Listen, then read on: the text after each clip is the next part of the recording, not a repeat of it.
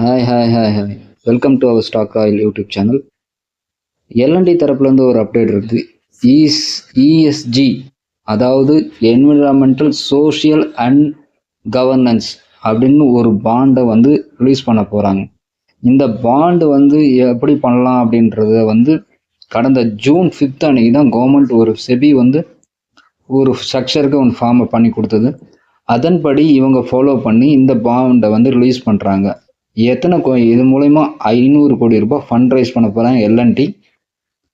இந்த பாண்டுக்கான இன்ட்ரெஸ்ட் 6.25% இருக்கும்னு நினைக்கிறேன்.